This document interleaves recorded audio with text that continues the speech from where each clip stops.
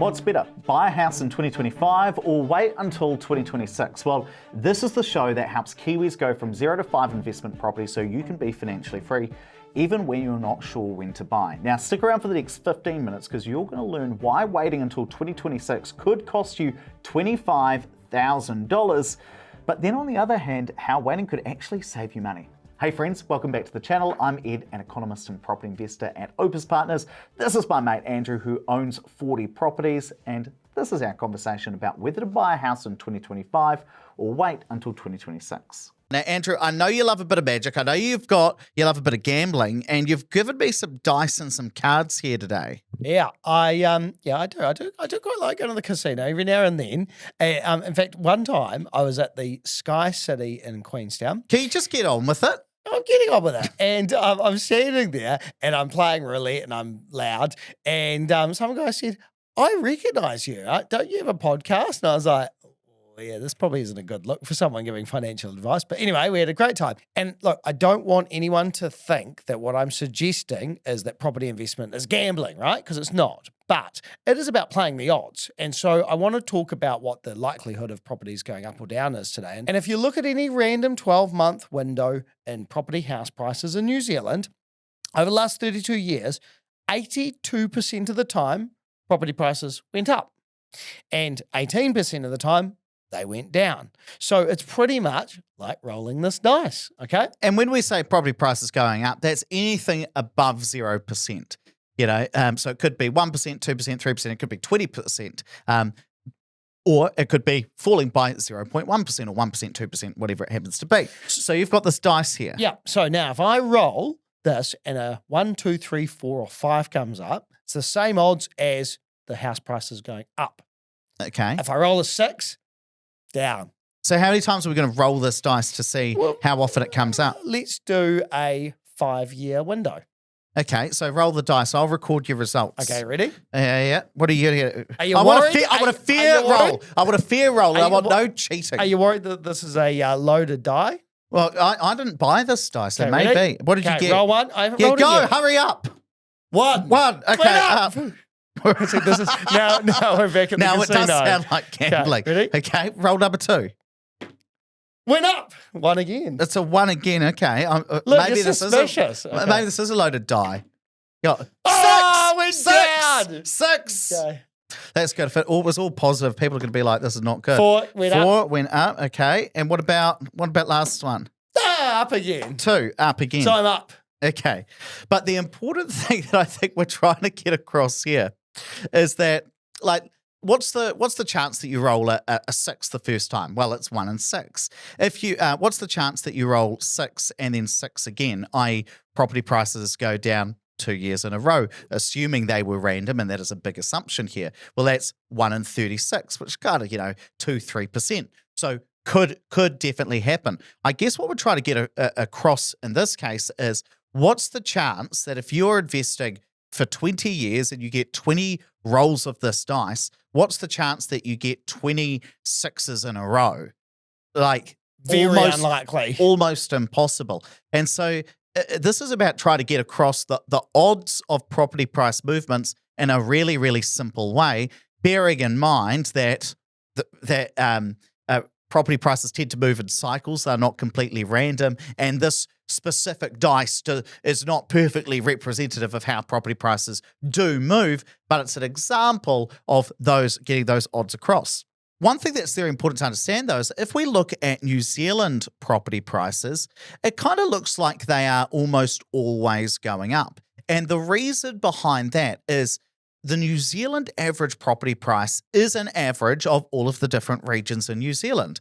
But sometimes Auckland might be going up while Wellington's flat. Well, that would make it look like the average price in New Zealand is going up. Other times it might be the other way around. Auckland's flat, but Wellington's going up. So that makes it look like the average property in New Zealand is still going up. And so what's important to recognize is when we're thinking about the odds of property prices going up or going down, if we look at the New Zealand average, it is like that die sitting in front of you. If we think about an individual region, it's more like a pack of cards. So I'm going to pull this out. They are my cards. Oh, that's okay. Let me shuffle them. I don't really know how to shuffle cards. I'll shuffle them for you. Are you going to shuffle? Okay. Well, then you do this and I can explain the concept behind it and then you can deal the cards. And so, oh, that's a very good shuffle, actually. Look, I'm going to go down my back for the viewers on home and back up. Hey. Here we go. What I was more thinking is every day I'm shuffling. Do you know that? It was a. What do you And I then know that? doesn't it go do do do do do do do? Okay, that's enough shuffling. But the point behind that is when we look at an individual region where you're buying your property, it is more like a 3 in 4 chance. So 3 out of 4 times property prices go up over any 12-month period.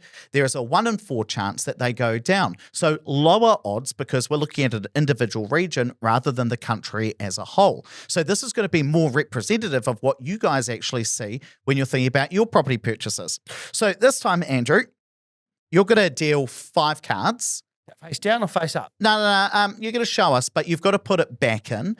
Okay. Because we need the odds to stay the same. Okay. But if it's a heart, diamond, or club, that's property prices going up. Mm-hmm. If it is a spade, well, we're digging ourselves a hole and property prices are going down. And let's see where we get to. What's the first card? Ready? Yep, so I'm First ready. one. Spade. Oh, we're Sit down. Spade's Okay. down. Okay. Now I've got to reshuffle. Wait, because let me you put want it that to be down. real. Down. Okay. Club. Clubs up. Up. Okay. Okay. We're going to do this 3 more times. Yeah, no, I got that. I Yeah, got that. okay. What's the next one? Clubs, Clubs. up again. We're up again. Okay. Okay. What about Clubs again. it's just Come a on. loaded pack. Okay. Come on. Last one. Diamonds. Yes. Up again. I've got good odds. I should buy some property. But my point here again is that it might not have worked out that way. We could have potentially got 3 spades in a row. If that happened, it would have been quite unlucky because that's not probable. What we actually got was 4 ups, 1 down, so 20% down. But I deliberately didn't say, Andrew, do it 4 times. I wanted to do 5 times of each, so it didn't work out perfectly as the odds. Basically, what I'm saying is I didn't want Andrew to roll the dice 6 times and 6 only come up once. We wanted it to be a little bit more odd because that is what investing is like. In real life. And again, what we don't want to promote this as gambling, but sometimes people say, oh, Ed and Andrew, you make it seem like property is a one-way bet.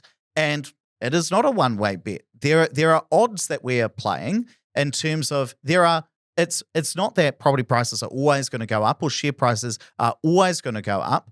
But if you roll the dice enough times over the long term, you'll probably come out okay. And what we're trying to get across in kind of a fun way is what those odds are. You're probably going to remember the dice analogy or the card analogy more than, me just saying the odds are 75% of the time property prices tend to go up in Auckland, or actually it's kind of 77% of the time. We're going to try to make it quite digestible for you guys. Now, one big thing, Andrew, that a lot of people will be thinking is, the title of this podcast, of this video is, should I buy property in 2025 or wait until 2026? What the hell does the dice and the cards have to do with that topic? Well, I think for most people, most investors who are investing, they want as much certainty as possible, right? And there's no certain outcome in investing other than if you do nothing, you'll get nothing. But the longer you have, the more likely you are to get a positive result. So think about it this way. If I'm 45 today, I'm not obviously, and I've got 20 years to retirement, I've got plenty of chances of rolling that die or pulling out positive cards. The longer I leave my decision or I defer my decision to invest, the more likely I could have a bad run, right? If I've got 5 years left to invest, well, there's a higher probability that I'll pick 5 spades in a row than if I've got 20 years and I'll pick 20 spades in a row. And so the longer you leave it, the fewer rolls of the dice, the fewer cards in the deck you get to draw. And that's exactly, that's what we in economics call the law of large numbers, which is basically, if you roll that dice 3 times, how likely is it that a 6 comes up? Or it's pretty likely you're going to get a 6, and you might even get a couple of 6s in a row. But if you roll that dice 100 times, how many 6s are you going to get? You're probably going to get roughly about 18 because there's an 18 out of 100 chance that you roll a 6 in any one go. I love that you economists, you have all these fancy names for things, and then the law of large numbers is basically just what it says on the tin. You couldn't come up with something like Braxton's theory for that, could you? And so when I said before at the start that leaving it a year could cost you $25,000, well, if property prices tend to go up by roughly about 5% a year on average, every year you leave it could be worth $25,000 to you if you're buying a property that's worth $500,000 using simple numbers. And I get that this is thinking in a very different way. When we think about should I buy in 2025 or wait until 2026, usually we'd be talking about what's going on in the economy and some of these different factors. But we've talked about that to death over the last 2,000 episodes of the Property Academy podcast. So this is another tool in your toolkit when you are thinking about should I make an investment decision. Now, one other when we're thinking about the odds, Andrew, one other way you can put your thumb on the scale or try to maybe load that dice a little bit is by looking at some of those current indicators. And I know one of your favorites is the overvalued, undervalued model. Yeah, so I'll give you an example. So at the moment, Auckland is relatively cheap compared to where we'd expect it to be. So using our overvalued, undervalued model, which you can get on our website, it is as low as it's ever been. Now, what that means is not that it's as cheap as it's ever been, but it's low compared to where we would expect it to be. Now, the last time it was this low was back after the GFC and then back before that in 1993. Now, if you look at the growth from 1993 forward 10 years and 2009, mid-2009, fast forward 10 years, both times property prices basically doubled in a 10-year period. So you got an average of about 10% growth a year. Now, does that mean if you buy a property in Auckland today in the next 10 years, it's going to double in value? I don't think so. I don't think it'll be the same because you've got LVR restrictions, you've got DTI restrictions now. But do you think it'll likely head in that same direction over the next 10 years? Absolutely, I do. Now, I really want to dig into all of the reasons why you shouldn't buy in 2025. But just before we get into that, there's two other reasons why 2025 could be a good time to buy. Firstly, if we look at the trend of New Zealand property prices since the good data started, what we tend to see is that property prices in New Zealand are way under trend at the moment. And the reason is we had this massive upswing during the COVID period, but then the drop has been so large that we're under trend at the moment. The other thing is if I look at seasonally adjusted property prices, we saw this massive boom back in the 2021. We saw this huge downturn throughout 2022 and parts of 2023. We had an early recovery in 2023, bit of a mini downturn last year, and then it looks like we're just kind of middling along. Seasonally adjusted prices kind of went up 0.3% in February and down 0.4% in March, but they're kind of middling along here. It looks like we could be at the early stages of the recovery, but we've got to talk about the flip side and some of the reasons that you should wait. And one of the things that you've got to be aware is that property prices can go up, but they can also go down. Even if we think about those odds we talked about before, you've got a 1 in 4 chance of pulling out a spade in your specific region and property prices going down over the next 12 months. And you've got to be prepared for that as well. Let's say that an investor purchased a property at the peak of the market in 2021, and let's say you spent $1 million on it. Well, a couple of years later, if you'd held on to that and that property followed the market perfectly, it'd be worth only $850,000 today. It'd be down $150K. And so it's certainly not a one-way bet. If I think about speeding forward 12 months, you probably will feel a little bit more certain because you will have known what's happened over the last 12 months, and you might see clearer signs that property prices have gone up or stabilized, and that might make you feel a little bit better. And just on that, the world is full of uncertainty at the moment. We've got Trump threatening a lot of tariffs, Andrew. We've got, if there are huge tariffs on China that could hurt the New Zealand economy. If the New Zealand economy doesn't well and farmers don't do as well, maybe there's less money flowing around. And so maybe if you wait until 2026, the effects of that might be a lot clearer.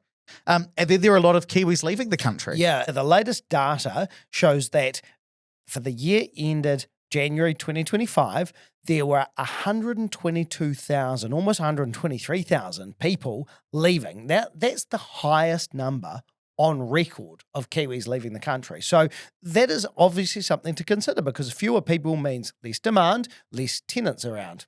Now, it is fair to say that there are still more people coming into New Zealand than who are leaving, but net migration certainly has been falling, even though it still is positive. I think the other thing is there are a lot of personal circumstances that are going to lead into this decision about should I buy a house in 2025 or wait until 2026. Let's say that you're somebody who has got a baby on the way. So you are currently pregnant and your partner's about to step away from maternity leave. You might not even be able to get a mortgage to be able to buy your next house or buy your next investment property. So for you, it might be that actually you are forced to wait until next year. Similarly, if you're thinking, hey, do you know what? I think I'd really like to get pregnant next year.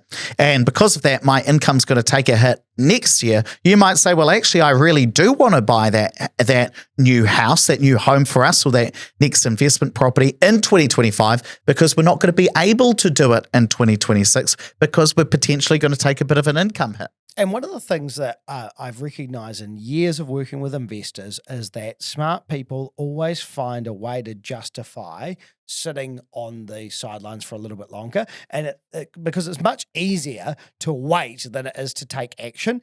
And actually, that isn't just my thinking. That is our research from Sloan School of Management, MIT. They said that people who are waiting for a better option to come along or the right time to do something often end up doing nothing. And I see this all the time. People who are planning for their retirement and they're always saying to themselves, hey, I don't know if now's the right time because of Trump or because of net migration figures or because of our personal circumstances. And then there's always another reason next year and then another reason the year after that. And then they get to a point where they go, well, now I don't have long enough to invest to get a certain outcome. Well, I even think about this in 2025, 2026 in terms of New Zealand. So at the moment, one reason you could kind of legitimately say, oh, I feel like the world's very uncertain. Trump's tariffs are making me concerned at the moment. I'm going to wait until next year. And then by the time we get to next year, I already know what it's going to be. The election's coming up. It's going to probably be somewhere around September to November. I don't know what the policies are going to be after that. Are we going to get a wealth tax? Are we going to get a capital gains tax? I'll just wait until 2027 to see what's going to happen. Yeah. And then in 2027, there'll be some other thing that's in there. So we've kind of often got to look past those news headlines if we are going to convince ourselves to actually start investing. Because if you take nothing else away from this podcast, a lot of investing is about playing the odds and being in the market long enough so that we get the benefit of the law of large numbers, where we're like, cool, if we're in the market for 20 years, 25 years, you know what, I'm not too worried about too many spades coming up, because I know that I'm going to get some diamonds, hearts, and clubs, and property prices will go up. Well, maybe that was a very convoluted metaphor. Do you disagree with what we said? That's actually really good, because the only way we get better is by talking and sharing ideas. So let me know what's one thing you agreed with and one thing you disagreed with in the show. Let me know down in the comment section.